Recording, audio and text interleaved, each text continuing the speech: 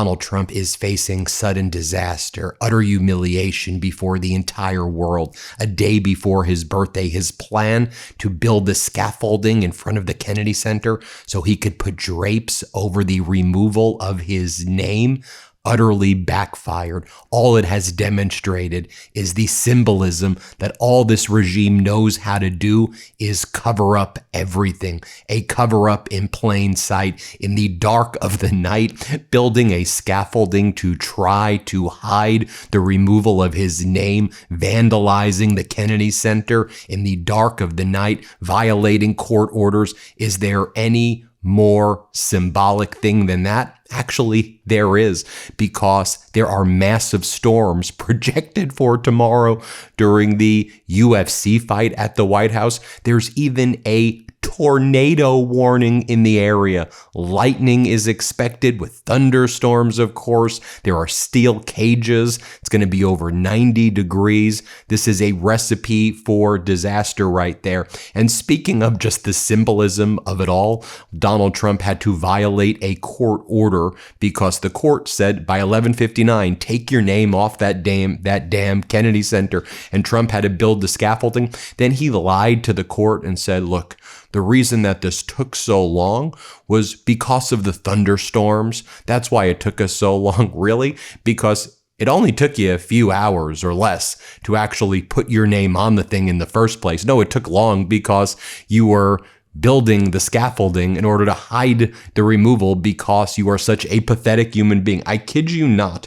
In a court filing, Team Trump said thunderstorms caused the Kennedy Center to violate the court order and fail to remove Trump's name by the 11:59 p.m. deadline. The filing doesn't explain why they waited till the last minute to do the job. Isn't that just, again, perfectly symbolic of the failure of this falling and collapsing regime? Here, this was the declaration of Charles Matthew Matt in quotes, Flocka. In accordance with the provisions of 28 U.S.C., I, Charles Matthew Flocka, state as follows. I currently serve as the Executive Director and Chief Operating Officer of the John F. Kennedy Center for the Performing Arts. In this capacity, I exercise operational authority over all institutional departments, managing complex integration of both trust and federal functions, including all elements of the center's physical footprint. The matters set forth in this declaration are true and correct from my own personal knowledge and from information made available to me in the course of my official duties. I make this declaration to explain why defendants, meaning Trump and the regime, need additional time to submit compliance declaration required by the court's order. Work to remove physical signage from the Kennedy Center front portico, signage purporting to rename the Kennedy Center after President Trump, is ongoing.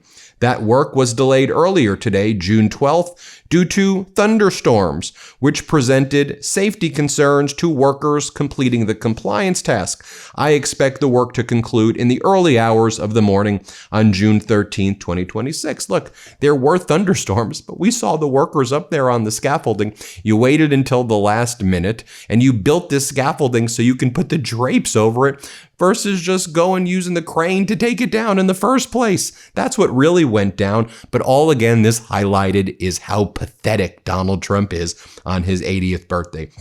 Then they confirmed that they've now removed Trump's name from the building. But you see what it looks like right now? It's a literal cover-up. Just like the Epstein files, it's a literal cover-up in plain view. I mean, the entire world is laughing at him. Oh, and then you have Jared Kushner and Ivanka's plan to create that Trumpenstein Island blowing up as the Albanian people are like, don't take over our island, Kushner and Ivanka.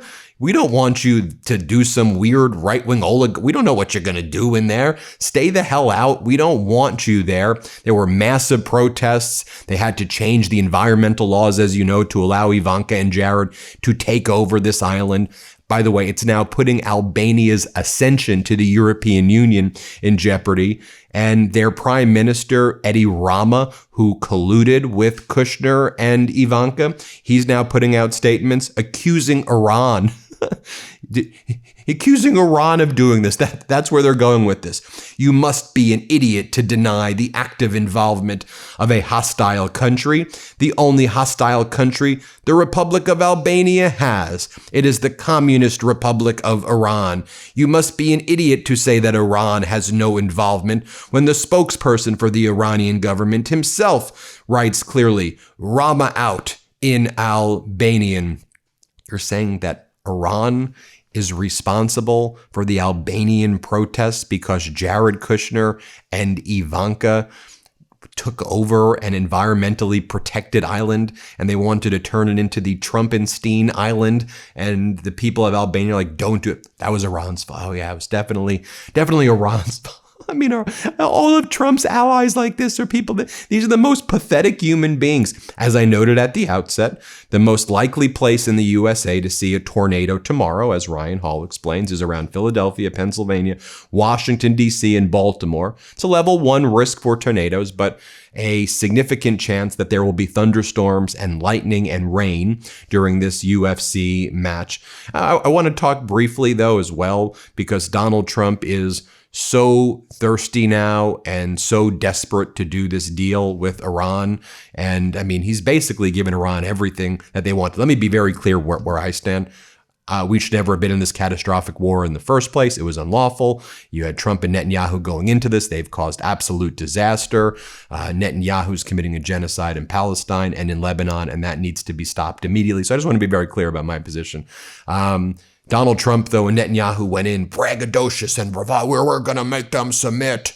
And Donald Trump's basically given Iran, everything. But here's some news right out of Iran, though. So the Iranian negotiators had to enlist a psychologist in order to tailor diplomatic communications in discussions with Trump, because in Iran, they quite literally view Donald Trump as being psychologically ill. Like, they've diagnosed him as actually being mentally ill and mentally unfit. So they enlisted a team of psychologists and psychiatrists in order just to be able to kind of communicate with his perceived mental state. They view him as a declining and deteriorating mentally ill patient. And that's how they have to treat it very clinically because of his perceived mental illness, basically. Okay, so where do we stand right now? Pakistani officials say that Iran-U.S. agreement will be signed electronically on Sunday. Araghchi implied, the foreign minister of Iran, that this was the case in a lengthy interview for Iran state TV yesterday. There's not going to be an in-person component. Iran, they don't want to send their people to stand next to J.D. Vance and Donald Trump. Now, to be clear, I shouldn't really call this a deal. It is a framework to negotiate a deal at a later time, and then to have discussions about the nuclear file, Iran's nuclear program, maybe in 60 days or maybe later. But in the meantime, Iran gets all of these funds. And so remember, you had Donald Trump attacking former President Obama. Oh my God, bags of cash, when there wasn't any bags of cash, right? I mean, former President Obama, in getting the JCPOA, the non-nuclear deal with Iran done during Obama's second term in office, unfroze $1.8 billion of Iranian money from decades back. That was part of it, but it was this comprehensive multilateral deal that was absolutely working. It was a tough negotiated deal. Donald Trump now has basically worked with the United Arab Emirates, who have already given Iran $3 billion. $10 billion, $12 billion more is expected. Also, we're now learning Qatar is coming in, and Qatar has proposed a $12 billion package for Iran as well. $6 billion would come from releasing Iran's frozen funds in Qatar, while another $6 billion would be provided as a loan or credit line. Sure, it's probably going to be a loan that will be forgiven right away, but they're going to call it a loan. So you have another $12 billion there. You have, $30 billion from the United Arab Emirates. You can see how this will add up very quickly, hundreds of billions of dollars being given to Iran at the end of this. We talked yesterday about the United Arab Emirates giving this money. Now we know Qatar is as well. Iran's foreign ministry said that We're not going to Geneva. We're not doing like this signing thing. And I'll just say this right now. You have all of MAGA just like, what in the world is going on with this regime? You had Joe Rogan saying, you know, going back to the cover-up theme of this video, he's like, where's the Epstein files? What the hell is even going on here? Play this clip right here. Well, sometimes it's like you just get fed up. You're like, where the fuck are these Epstein files? Yeah. Who the fuck is this? Why is this redacted? Where is it? Who the fuck killed JFK? Right. Like, come out with it. What the fuck? Who fucking killed Charlie Kirk for real? Yeah. Like, what is that? Why is that fucking story so clouded in mystery? And why did they pave over the fucking ground right after the shooting? What the fuck is going on there? See, now you're making me in a bad mood. It's easy to do. Then you have Scott McFarland from the MeidasTouch Network with an exclusive scoop that Aaron Parnas from the MeidasTouch Network broke about this UFC. And this is, again, talking about symbolism. The UFC ring, which has all of these like neon lights and lights going everywhere, it's making it very difficult for pilots to see. Scott McFarland broke down the exclusive reporting at the MeidasTouch Network. Here's what McFarland said. Let's play it. A commercial airline pilot near Reagan National Airport earlier this week reported a safety concern or safety incident from a lighting incident, potentially from the UFC construction site and display on the White House South Lawn. That's the reporting according to Aaron Parnas in MeidasTouch Network. The pilot, under the condition of anonymity, described the incident as being much brighter by orders of magnitude than the type of light safety incidents that are caused by those laser pointers, which have been a menace to commercial airline pilots nationwide, multiple times more powerful than the light distraction, the disorientation that can be caused by a laser pointer. The commercial airline pilot has submitted a report, a complaint about the incident with the FAA and with NASA, according to Aaron Parnas' reporting. Request for comment from the FAA was not immediately returned, though the FAA's press office tends to be a business hour weekday operation, according to an outgoing message from the FAA. But this does raise questions about just how safe this very novel construction site is. We've never seen anything like the UFC claw that's been constructed on the White House South Lawn. There have been questions about whether it could do damage to the White House grounds and whether it was lawful. There was a lawsuit that challenged it but failed earlier in the week. This is the latest question or concern about the White House UFC event, which, weather permitting, a big asterisk, weather permitting, goes off Sunday night here in Washington. And then again, going back to the symbolism of this all, I'll leave you with this. This is a real post from Donald Trump. This is what he's focused on right now. While the American people are suffering, living paycheck to paycheck, if they're lucky enough to get a paycheck, being psychologically tortured by this regime, can't afford a home, can't afford rent. Here's what Donald Trump posts. Regilding of the massive Arts of War sculptures located between the Lincoln Memorial and the site of the Triumphal Arch rapidly continues.